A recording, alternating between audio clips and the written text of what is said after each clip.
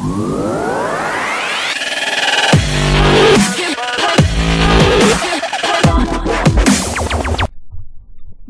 coming to you live from the Sea Mule Studios. It's another FishPod. Hey everybody, I'm Jay Smith. Thanks for checking out another FishPod. Episode 10. We're only 10 episodes in, and I've had already some really great people, and this is no different. I got Paul Fleming from Intrepid Boats and Hooked on Old School Fishing. Came by and we talked about grown-up tournament fishing and kids and fishing. We talked a lot of fishing. We talked all kinds of stuff. This is a great episode. I'm really glad that I can get people like this in here and talk to them and pick their brain. I mean, the knowledge some of these guys have with a lifetime of fishing is indispensable, and I feel really lucky that I get to get all this information for free. I just trick them into coming here and talking to me for a half hour. Not so hard. Anyways, this is episode 10. Please welcome Paul Fleming. And we were talking a little bit ago, and I like to pick people's brain to see what got them into fishing. Like me, I have a weird story. I didn't really get into fishing like hardcore until mid to late 20s. Yeah. I mean, I always fished as a kid and stuff, but I didn't take a serious interest in it. You grew up with your dad fishing. Oh yeah. Right? And that's what got you and everything. Oh, I'm hooked. Yeah.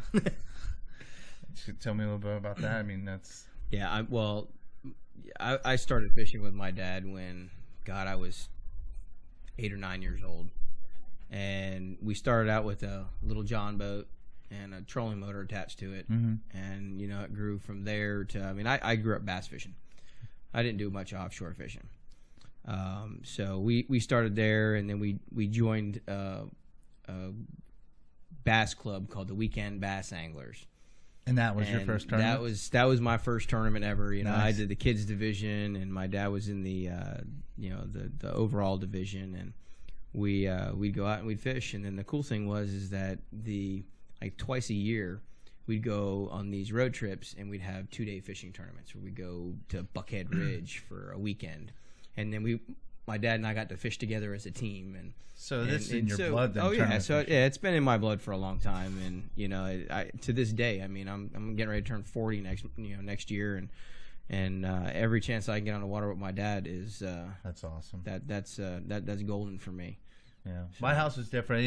Wasn't an outdoorsy house. My grandparents totally bass fishing the Great Lakes and all that kind of stuff. So I kind of had it in me. But when I was a kid, I was so busy chasing girls. I wanted to be on the boat that had the girls on it. Yep. So that was my deal. And then I tell you, I went out one time with a friend of mine, Dan, and we went offshore, and we weren't having too much luck. So we came inshore a bit and started doing some shark fishing. And I tied into a pretty big shark that day, and then that was it. I was like, I want to hear that sound a lot, and that's what did it for me. But I always felt like I was kind of at a deficit, like when I'm around people like you that have been doing it their whole life, there's always so much more I can learn, Sure, and hell, even on the the tournament level that we're at now, you can always learn more. Yeah. I mean, we sponsored a team called Liquid Fire Fishing Team out of North Carolina. They were running in Intrepid for several years, and I got the pleasure to go out and go fish with them, and I learned so much from them just fishing with them. And so now it's actually kind of surreal. I get to fish against them. Right. It's kind of funny. We actually fished against them in the national championship about a month ago, and we were right next to them when we caught our 4th place fish for the Mercury pregame bash for cash. So It was kind of fun. It was kind of funny to be able to learn a lot from them, but then at the same time go out there and beat them. That's a trip. That's awesome. Yeah. But that's half the reason why I did this whole podcast thing was I suddenly found all these people had all this extra knowledge I didn't have. I'm like, I need to get at that. You know what I mean? Yeah. So that's why I like to ask people, what got them into it and all that. So definitely my dad, man. What a great dad, man. Get you into the tournaments. And I'm going to tell you, we when we ran our first kids event this year, the Fish Kids, he was the first person to say, all right, what time do I got to be there? And he was out there tying kids' rigs and helping them tally scores and taking fish off hooks. And I mean, he's just awesome. I mean, there's awesome. just no getting around having a dad that shares the same passions as you. Yeah, and you know what? I say it a lot in these podcasts, but we have a great community here. I mean, really, absolutely. there's so many people that step up and like you do your charity work and everything with the tournament and all these people stepping up, and that was something I've been bringing up a lot too. We were talking earlier about getting kids into fishing more, and we got to get them away from the Xboxes and all that kind of stuff. I saw on the FWC they had a thing where I'm pretty sure they're going to do it again this year. They're doing like a $500 grant. Yeah, to they do a fishing $500 clubs. grant to fishing clubs or organizations that do charity work for kids, and it's definitely something to look into if you're into the kids fishing thing or even conservation. Doesn't have to be fishing. They'll do it for hunting and a lot of different things. But yeah, they're trying to get the kids away from It the almost from seemed the like they video were games. almost like they were saying, "Hey, we got this stuff. Come get it." Oh, yeah. And there's like I see a lot of the bass guys doing it. But do you think that's something we could do more of in the saltwater? Oh, absolutely. There's a lot that can be done in the salt. Everybody is used to the bass guys because the BASS tour and it's highly televised. Everybody has that understanding, and it's hard for us in the saltwater industry to get that because, especially in just regular tournament events, to get the big money, to get this stuff, they're looking for TV media. They're looking for that live broadcast that they can do. Yeah. And when you've got 50 boats or 100 boats that are running 80 to 100 miles in different directions, so it would make it difficult, it's just kind of hard to cover that. And then at that point, it's just becoming a pre-recorded show. And yeah, that'll work, but they like that live feel to it. Sure. So, but there's a lot that can be done with kids in the saltwater industry. So we've got a lot more events popping up here and there, a lot of seawall tournaments that the kids can get interactive with their parents, and that's the key. There's just so much of parent and child not interacting with each other. It's just that big disconnect. Yeah, everybody's so busy doing their thing, and they're just letting the kids get raised by social media, pretty much. Yeah, I mean, it's that's what I say. Trade your Xbox for a fish box. I mean, get them out there and get them fishing. And it's funny because if you watch a kid play a video game, and he succeeds at that video game, and he gets that it's cool to watch. Mm-hmm. He gets himself a sense of self-accomplishment there. But you put him on the other end of a fish that's doing everything in its power to get away from him, and it's jumping and it's thrashing and everything else, and then they get it and they get to hold it in front of them. Right. They get to see that. The expression on their face is entirely different. And the difference is that kid's not going to remember that day of playing that video game. But he'll remember that day he caught that fish. Fishing, absolutely, sure. Absolutely. So, yeah, I just I've been talking to everybody that comes on, and I'd love to figure out a way to take advantage of some of those type of grants and stuff like that, and just see more clubs and stuff open up, maybe more in the saltwater. I'd love to see that more. It seems like I know around here in Tampa Bay area, it's all saltwater, so it's a little bit harder, I guess, to get people out on the water. Yeah, well, I mean, there's just so many different venues that we could do. I mean, there's different organizations that run different tournaments and everything else. So it would be really easy to partner up with an organization. We've got Angler Armory, who runs several tournaments, several kids events, and then you've got the Old Salts. And I mean, you get the Florida Pro Redfish series that's here, and I mean, there's just so many different major tournaments.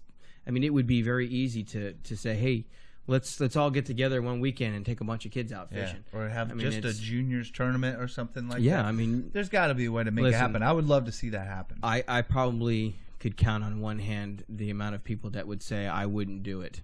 Yeah, I mean, everybody wants to see kids fishing. It goes back to the community. It goes back to the community. I mean, I guarantee you, if you said, "Hey, we want to take a bunch of kids out fishing, we run a kids tournament," if everybody would bring a boat out and let a kid jump on the boat and with one of their parents, and I mean, you'd have boats lined up. Yeah, I think we should definitely look at that in the future. And now, while we're talking about the tournaments and kids and everything, let's talk a little bit about your the stuff you work with. Yeah, well, we started an event this year called Fish Kids. Right. It was our first annual.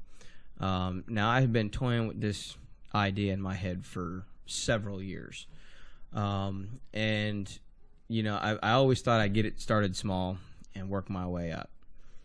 Well, for the last 2 years, my buddy James Malls from Angler Armory, I've been bugging him for 2 years. Listen, we've got to get this going. Mm-hmm. We've got to get this going. We've got to get this going. And finally, we were able to get it going this year. And luckily, we were lucky enough to have the city of Madeira Beach jump on board with us.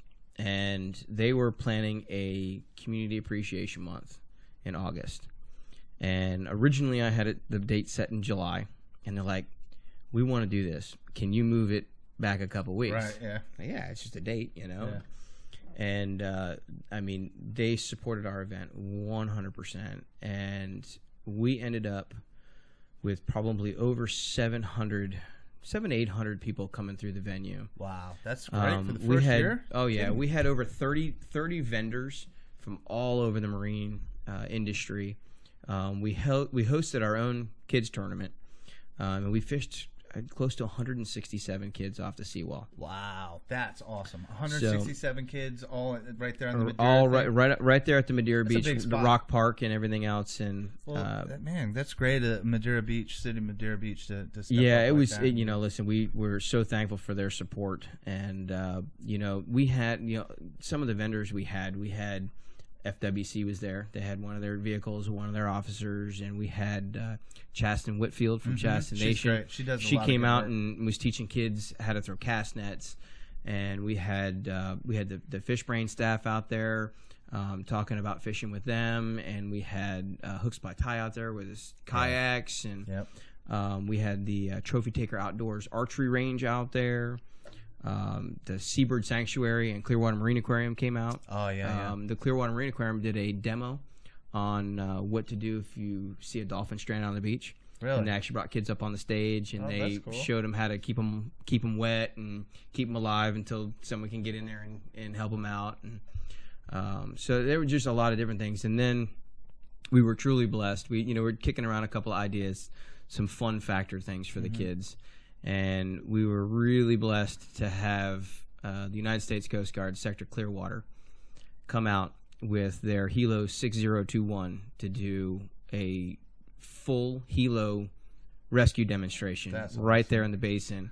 They dropped a dummy out of the side of the aircraft, and they went in, they lowered a guy down by the cable, and you went and assessed it, assessed the victim, and then they retracted him back up, and then he came back in on the second time and actually jumped out of the helicopter into the water. They had the orange smoke plume off the bay there, and the whole cool thing is that we were tapped into the VHF through our sound system, so you could hear them talk. The pilot was actually telling the kids exactly what's going on, what's happening in the cab, and then the guy that was in the cab monitoring this rescue swimmer, he was helping with that, telling what the rescue swimmer was doing and everything else. So I gotta tell you, I'm going to be 40, and that was cool to me. I was about to say. So, the cool factor was there for me, so I know it was there for the kids. I wonder how many of those kids are going, I'm going in the Coast Guard. Oh, yeah. There had been at least a handful of them. Oh, I'm sure there was a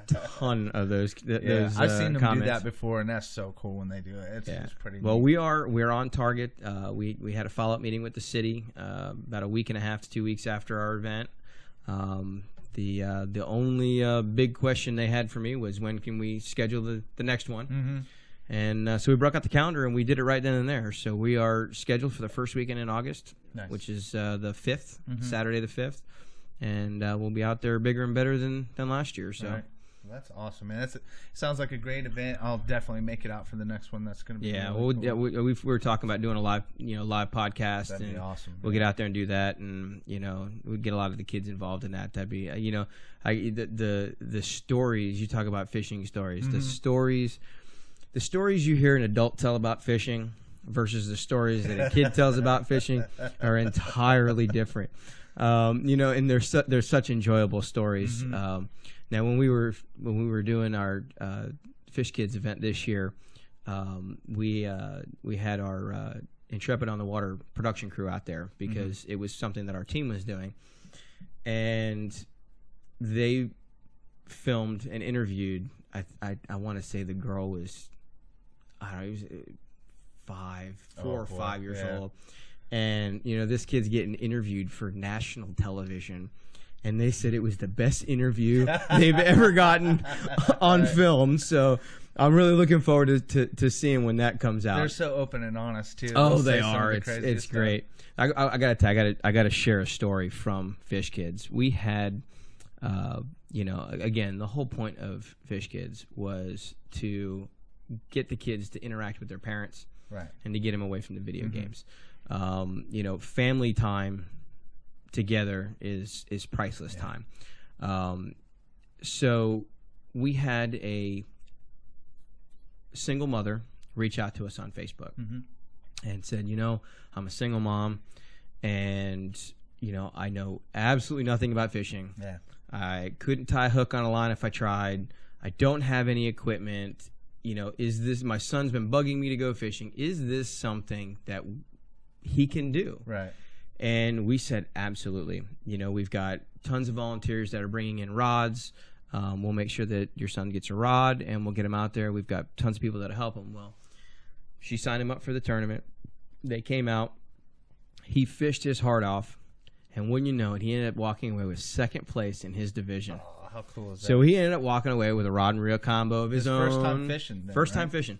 So, I mean, he went out, so I can guarantee, and no pun intended, he's hooked. Yeah, he's hooked. And I actually got to meet his mother in person because, lo and behold, he goes to the same school as my daughter. Oh.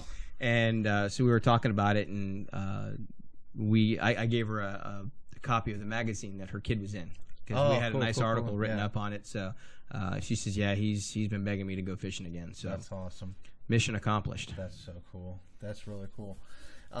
You're talking about the film crew coming out. You got the TV show. We've got a Intrepid Powerboats has got a 13 episode series we filmed last year.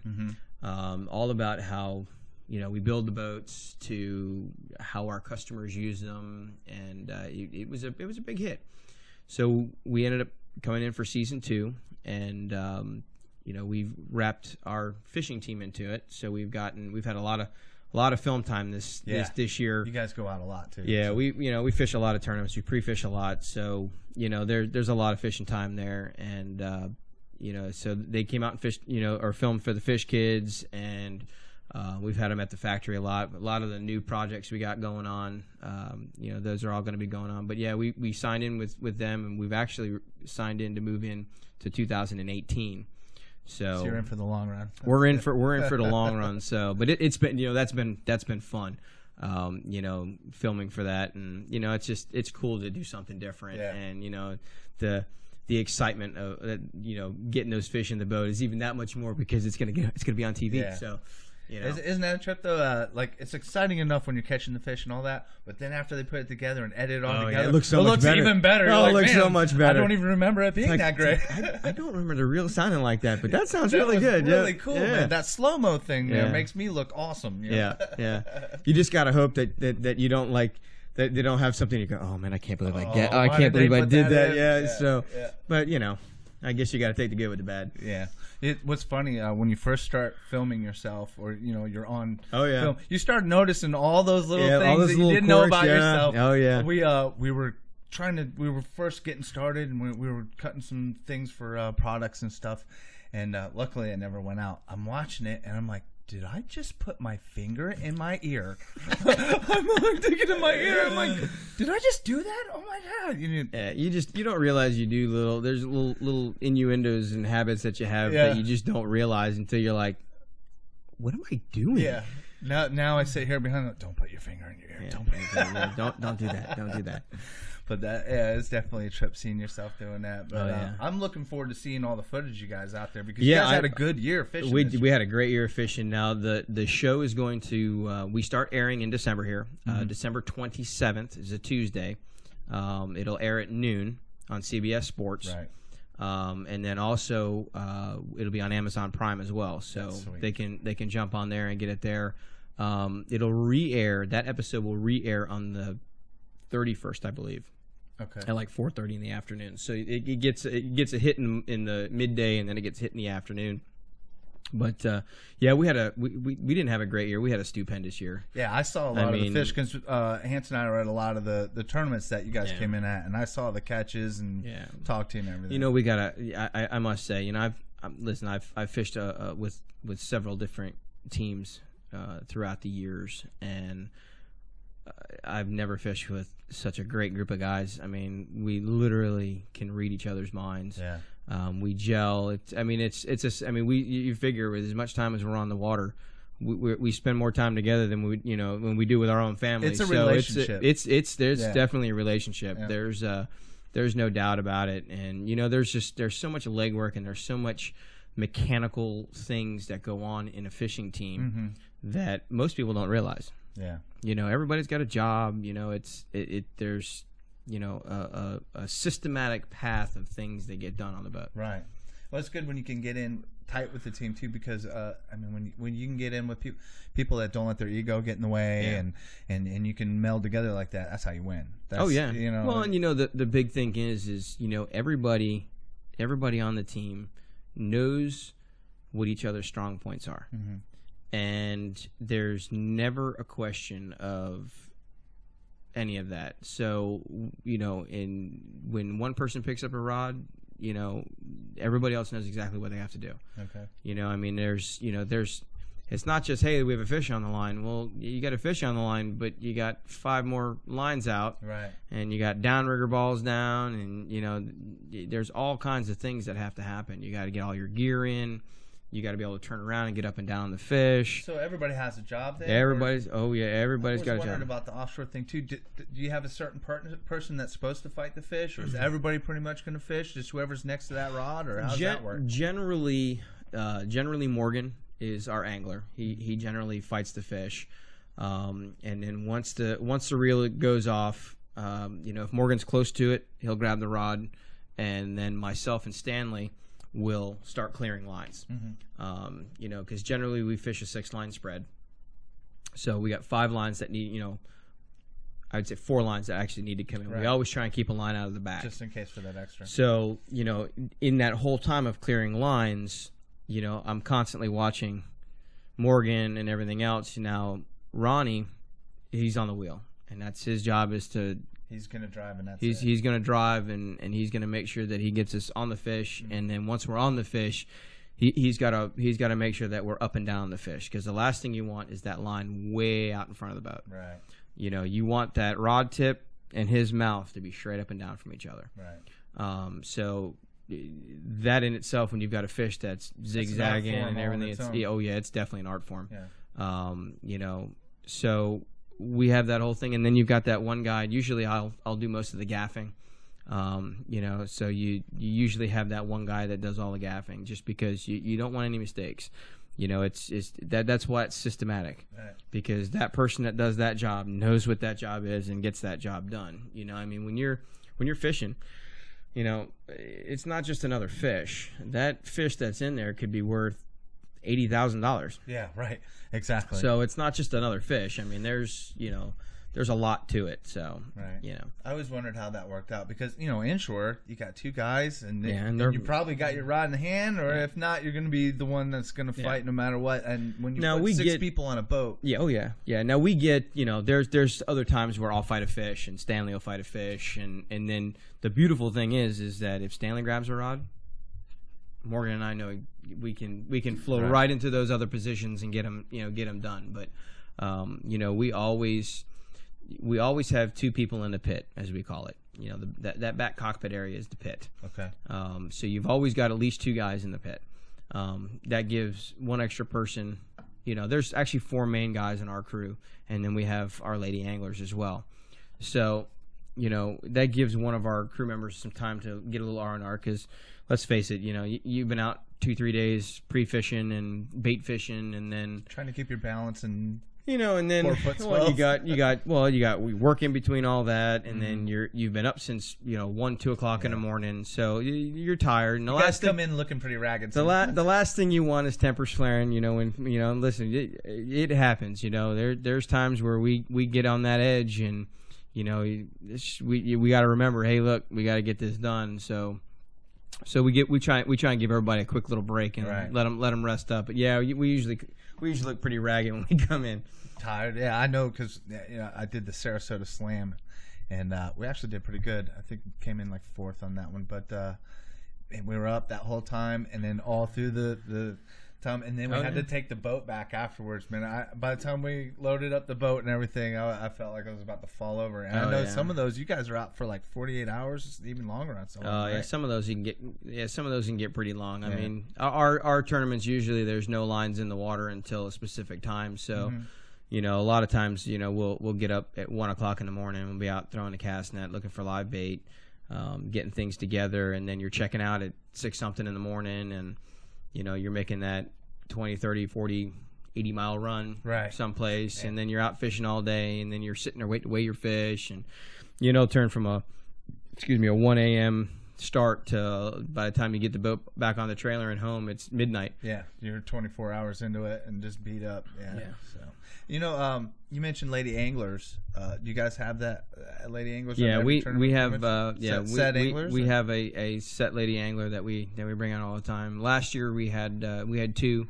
This year we had 1, but we always have a lady angler on the boat. That's great. I've been talking to people. Same thing with trying to get the kids into fishing. I've been talking to everybody about getting women into fishing. Oh yeah. It's blown up. I mean, look at that last fish brain tournament.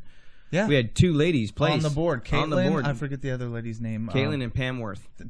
No, it wasn't Pam Worth. No? The other lady, Pam Worth, competed. I actually interviewed her. Oh, that's right. That's right. I'll link her name in the video. But and that was actually who I was talking to. I was talking to Pam Worth about getting the lady anglers. That's right.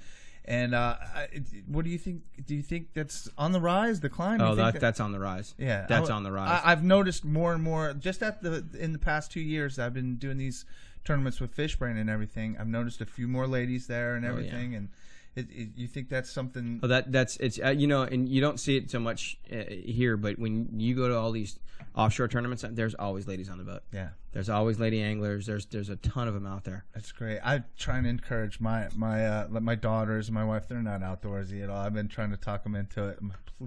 Please, come on, just go once. You'll love it. My 9-year-old would. I'd love to get her out there doing all my. She's got a little bit of a weak stomach, so. Trying to slowly transition her into it. Offshore's probably hard for her. It is, because there. Unfortunately, I don't think there's ever been a perfect tournament day where it's been flat calm. Good luck with that. Every single time, especially it's kingfish. Flat calm on Friday, and then Saturday morning you look up and there's a 30-knot stiff wind. So. In my big thing is I don't want to take her out there and have her get sick and just ruin it for her. Yeah. I want it to be enjoyable. Exactly. So, it's going to be a slow process to get her out on the boat, but eventually we're going to get her out there. I'm hoping by the end of next year we should have her tournament ready. That's good. Yeah, it would be advantageous for women to come out to these tournaments because there's such a little playing field. Of them, and you would do well more than likely. I would love to see. And it's not just they give away some they give away some expensive jewelry and stuff. They give away some awesome prizes. So the Old Salts has a ladies tournament every year. Yep. So that's and that's a big event. Yeah, the turnout's been going really good, and that's I would love to just see. More of that, make the sport grow more. And absolutely. Because those girls get out there and get after it. Oh, and they're hardcore. Yeah. And they're hardcore. It's like they got something to prove. And and they do. They prove it every time. Oh, they prove it every time. Hilarious. Brian Taylor, who's on Team Sea Mule, is Caitlin's stepfather. Yes. So they went on the same boat, and I called it. I told him, I go, she's going to kick your butt, right? Yep. And he's like, no. She'll be on the back of the boat. I'm like, I'm telling you. Yeah. And she took plenty of tournaments. Won from the back of the boat. Let me great, just tell you. I guess she was out there 3 minutes and pulled in a snook. Like 8:03, they're logging in a snook. Wow. That was cool. But well, I'm looking forward to seeing the show come out here soon, and I'm looking forward to coming out and doing some of these events with you. Oh, absolutely. And the fishing kids and all that stuff. And when did you say the program is? December 27th on CBS Sports. On CBS Sports, I will tweet that and put it out on Facebook to let everybody know that the rerun will be on the 31st. At 4:30. Okay, and how can we follow you on social media? Social media, we are on Facebook on Hooked on Old School Fishing, and then we're also same thing on Instagram. So you can follow us there. We if you're FishBrain users, look us up at. Should be. Yeah, you should be. Need to be on FishBrain. That is. I got to tell you one thing. For a fishing app, even for a professional tournament angler, it's so useful. You can use it a lot. Yeah. Well, I'll give you an example. We went over to Nationals, which is in Fort Pierce, 4 hours away. I was born and raised over there, but I haven't fished there in 20 years. Yeah. So you jump on your FishBrain app, and all these fish that you target for bait, guess what I'm doing? I'm rechanging my feed for all these fish. Right. And I'm seeing all, to some people, a blue runner or a shad or something is a huge success, and that's what I'm looking for bait. Right. So now I know right where to go get my bait, and I know how to do it, and then I'm going to look at the kingfish that's over there, and you got people posting kingfish and what they're biting on, and everything else, and it's such a valuable set of information, especially for a new area. Oh yeah, I mean that's key. I mean, and you can see the time of year that they caught it. So like if you're looking at that stuff, you can see okay, this is the time of year they're biting on this, blah blah blah, and oh yeah. Yeah, I love it. And the other cool thing is you log a big catch, and they've got little awards and medals and king of the Bay. Who doesn't like to brag? Who doesn't like to brag? Gotta love to brag. So yeah, it's you can definitely follow us on FishBrain on Hooked on Old School Fishing there too. Awesome, great. Well, thanks for coming in. I appreciate Paul, it, and I look forward to seeing you again. All right, thanks, brother. All right. I'd like to thank Paul for coming in, talking to me for a half hour. I'm sure we're going to see a lot of Paul coming up because he's got a lot of good stories, a lot of good information. We're going to do a bunch more with him. We have stuff in the works behind the scenes, all secret and stuff. It'll be awesome. Make sure you follow him on all his social media. You can follow us on all the social media and at our website, FishPodNetwork.com. We have a lot of new stuff coming up. We're only on episode 10, and we've got big plans. We got a lot of content coming up that's going to be a little different than the podcast, but I think you're going to like it. So look forward to that, and we'll see you in the next one.